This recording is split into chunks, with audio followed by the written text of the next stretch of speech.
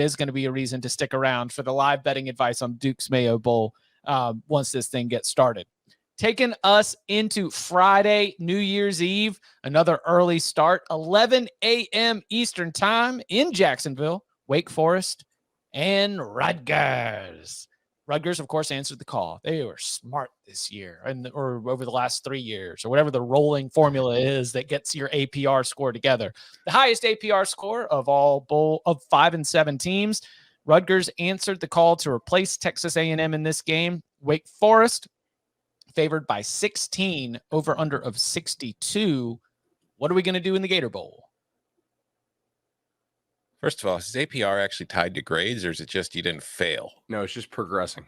Yeah. So you don't have to be smart to have a high APR score. I mean, I am not locking anything up. I feel like Wake Forest is the right side, but this is one of those games like this is not a situation we've seen much of before, so I'm not going to be betting anything. This is a live bet game, if nothing else. I have no clue what to do. Yeah, I'm with Tom.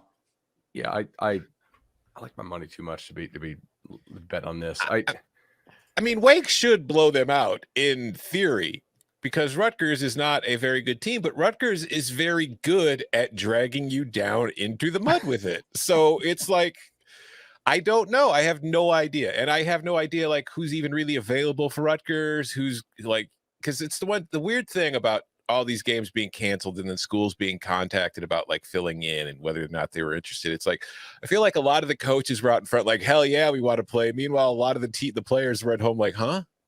What? That's what I would love to know. I would love to know what the reaction was from the players. Like, awesome, let's go to Jacksonville. We get the bowl experience. We're going to have fun. We get to play one more game. Or were they like, geez, I got to, I got to go like practice hard and get ready. I don't know. Like, I don't know what it was. Have you guys heard they did have like a contingency or at least a heads up that like Schiano and the Rutgers staff said, like, be ready. Like we might get an opportunity. Have you heard that? The only reason this worked is because it was early compared to how these other games have been canceled. We got Texas A&M. Yeah, they bowed out quick. That must have been a bad COVID bug for them. Whew. And they knew that it was going to take a long time for them to recover from it 8 days ago. Yeah. And opt-outs as well. And injuries. Yeah. And whatever transfers. else. Yeah. There was just a lot they had to deal with. Yeah. I think that I think they were scared of Wake Forest.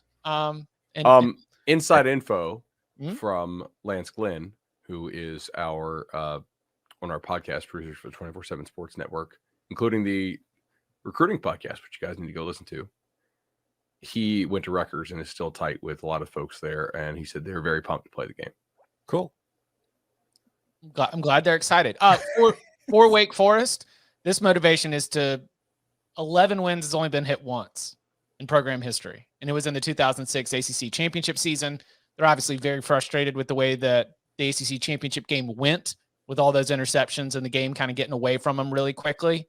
Wake's fired up to play this game. They are very glad that they were able to find a replacement opponent. Yeah, because I mean, if you're Wake too, there's a bit of terror involved because like you had a great season, but if your season ends with getting kind of pantsed in the ACC title game and then losing to Rutgers in a bowl game, that leaves a real sour taste in your mouth on what should have been a very happy season.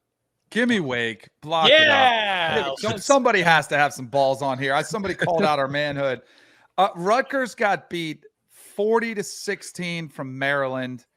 They got beat 52-3 by Wisconsin.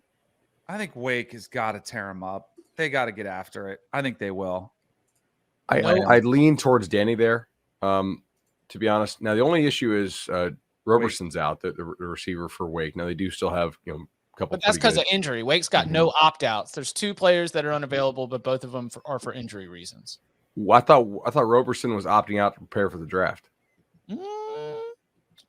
Let's see. Dueling sources. Well, now, granted, it doesn't really matter to supposed to kick off. Like we could agree he's not playing, right? He's not playing. Yeah, I'm saying he's not. Yeah, I heard he is. I'm just kidding.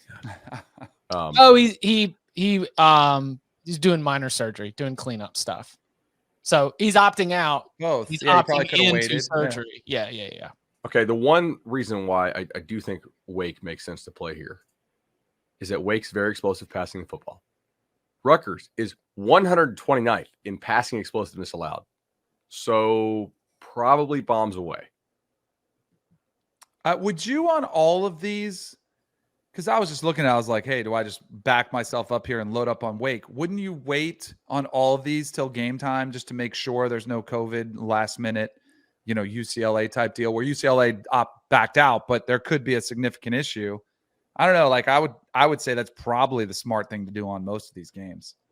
Yes. Unless, yeah. Like I bet some early and got big time CLV on it and still didn't win.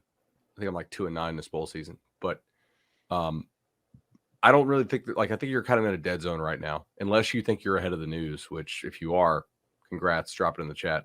Yeah. Help me out. Please. All right, let's do the Tony the Tiger Sun Bowl. You can